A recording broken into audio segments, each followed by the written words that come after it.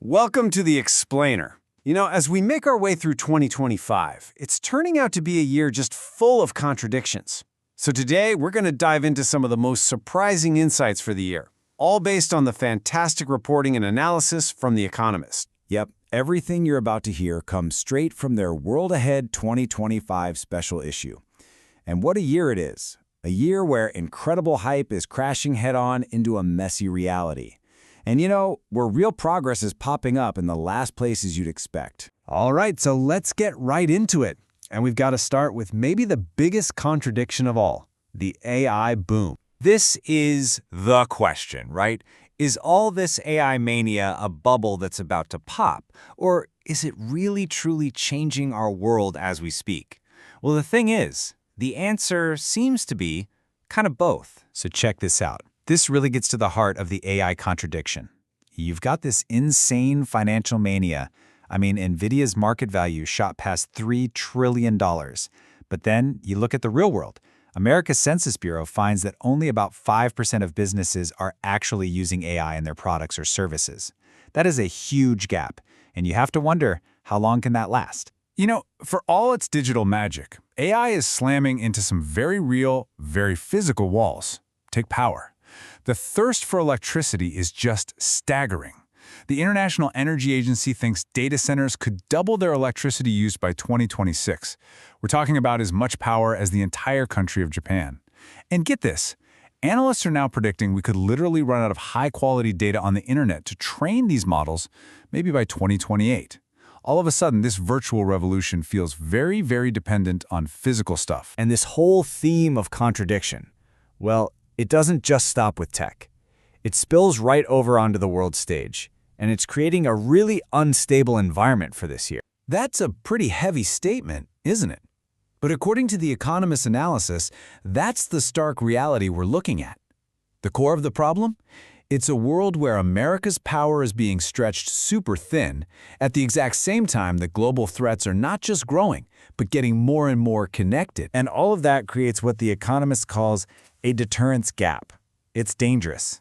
Think about it. America's military is spread thin, while you've got this sort of autocratic club of China, Russia, Iran, and North Korea working more closely together than ever.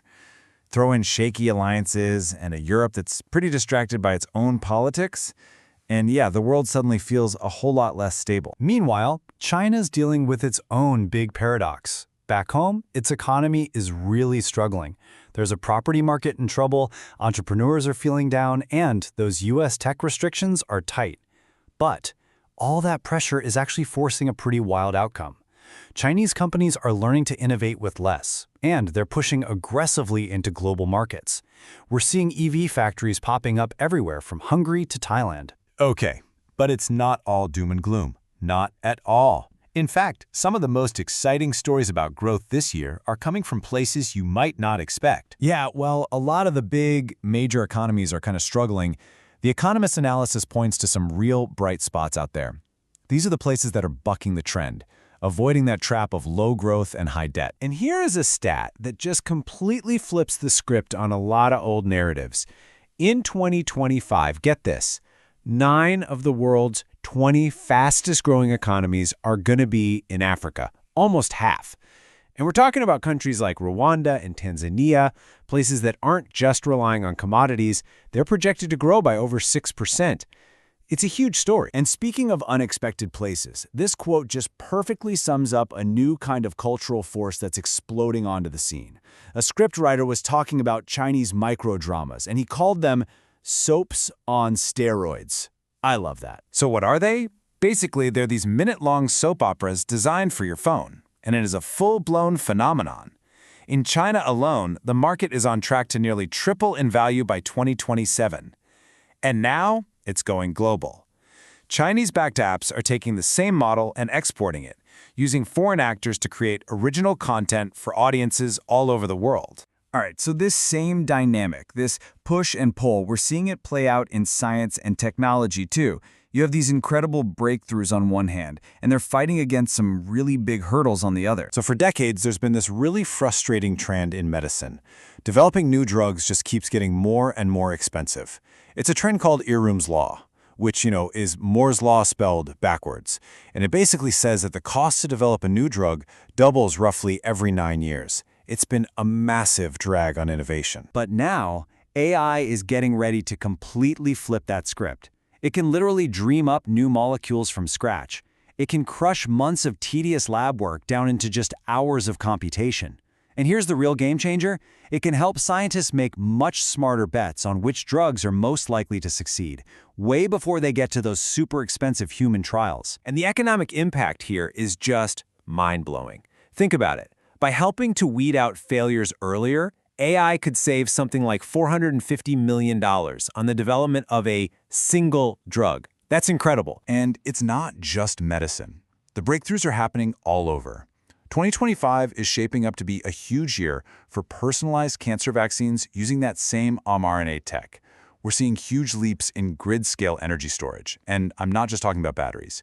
And yet, over in China, they might actually launch the first commercial flying taxi services, really. Which brings us to our final point. And this might be the biggest, and honestly, the most surprising question for 2025. Have global emissions finally peaked?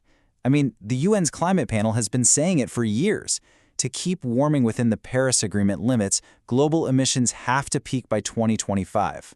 So, have we hit that mark? Have we finally done it? If you look at this timeline, you can see that most of the rich countries, Britain, America, Japan, they peaked their emissions years, even decades ago.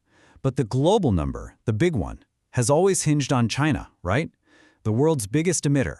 Well, incredible new analysis suggests that China's emissions might have actually peaked back in 2023. And that's largely thanks to their absolutely massive investment and rollout of renewable energy. Yeah, we don't know for sure, not yet. There's always a lag in reporting this kind of global data. But what that means is that 2025, right now, this is the year we actually get the numbers. This is the year we find out if humanity has finally reached that historic turning point. So whether we're talking about AI hype or global tensions or the climate itself, 2025 really feels like a year of peaks, a year of transition. For so long, we've been focused on the climb. But as The Economist puts it, maybe the climb is over. And if it is, the only thing that matters now is how fast we come down. And that's the real question, isn't it? Not just for the climate, but for every single one of these challenges we've looked at today.